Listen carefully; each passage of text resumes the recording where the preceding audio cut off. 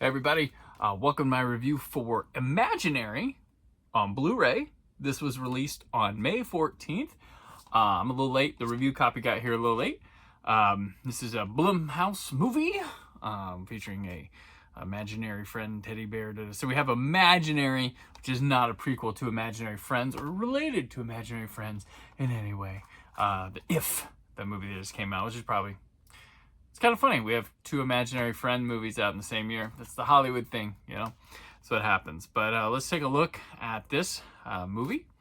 Packaging-wise, comes in a nice little slip case. It's kind of glossy, shiny. It's really nifty. It's got good texture. You can't feel it.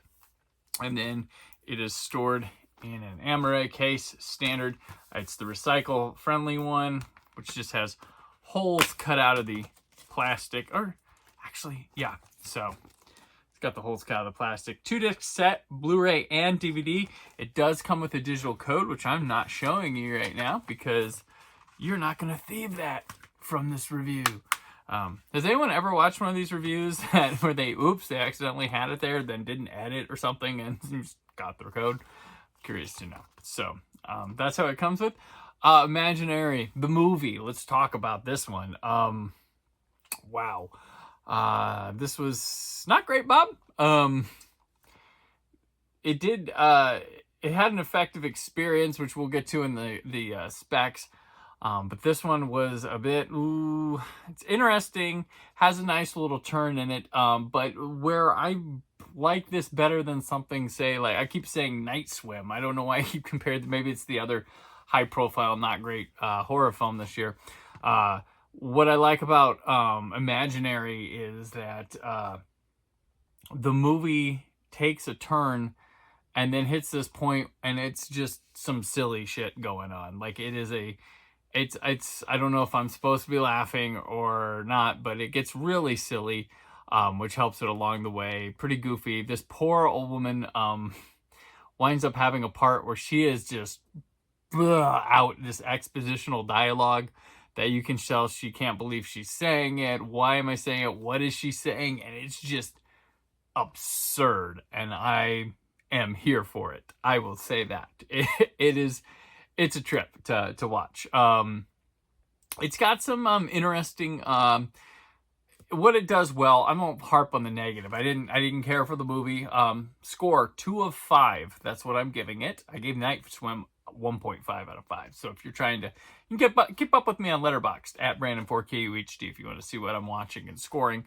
But this did get to the finish line. It has some interesting visuals and atmosphere in the third act when they're going through some more dream sequency supernatural things to happen. But then one of their big supernatural kicker monster things is silly as shit, and there's a death scene that I cackled aloud at watching. So it is a hoot. I mean, grab yourself some friends, have a couple drinks, maybe some edibles, check out Imaginary.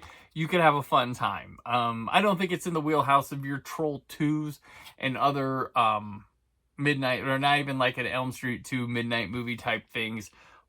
But for a one-time watch, I'm like, whoa, dude, like, what is this? This is this year's, entry into that category. But yeah, it's a bit of a silly movie. So Imaginary, which I said 2 stars out of, if possible, 5. 2 stars, 2 Brandons, whatever you want to call them, 2/5. That's the rating here. Let's get to the visuals. This is a film shot in 239, or presented 239:1, just like theatrical. MPEG 4 AVC encoding, 1080p, high definition. It's got to, this is a modern movie shot digitally, transferred right to the format.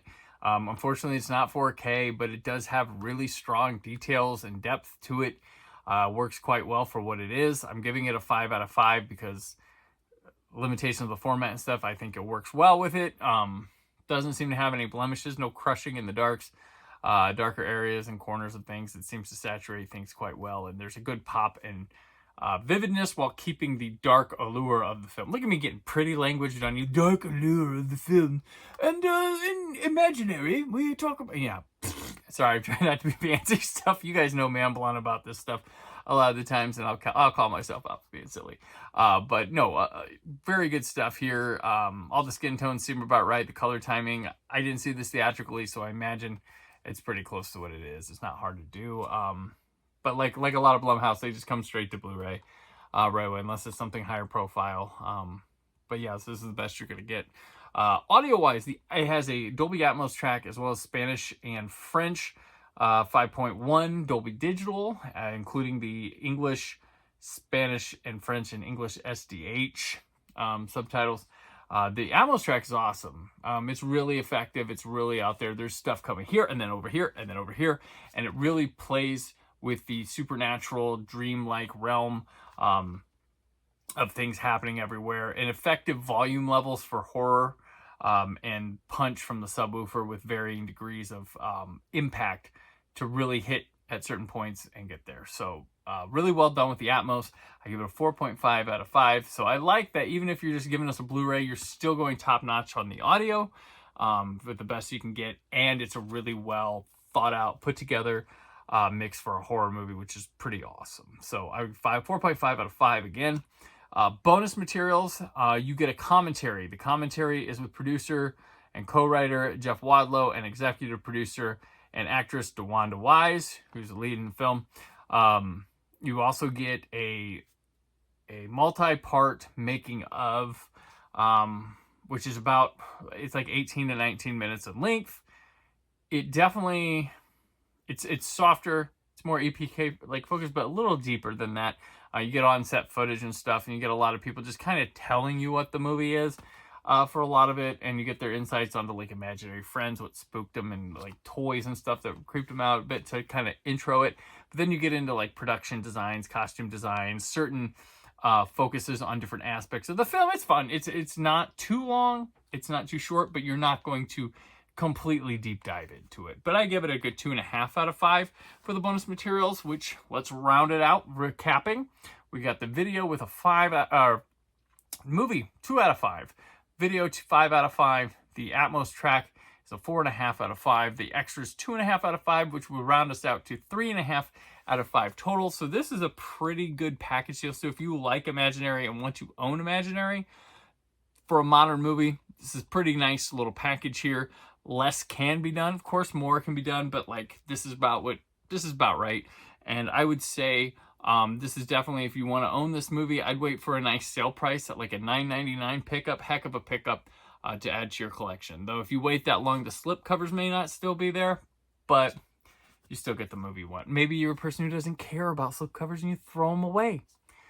You know, movies are made better when they have cool slip covers, right? It changes the experience, right? Just kidding. I do like a good slipcover, folks. We've had that discussion. So, Imaginary is out now. You can order a copy using the Amazon link that is in the description of the video. Let me know your thoughts. Did you laugh like me at Imaginary? You think it was fun in that regard? Or what? What horror movies have you liked this year? Have you seen In a Violent Nature? That's a cool one. It's got a really awesome death in the movie. So, you know, horror fans like, oh, what's this? There's a death in that movie you gotta check out. So, so yeah, that's a recent one I've seen and liked. This one, not so much, but hey, cool. So that's Imaginary. Check it out. Order yourself a copy if you want. And yeah, keep watching and listening to the summer of 2020. Always appreciate it. And as always, stay film positive.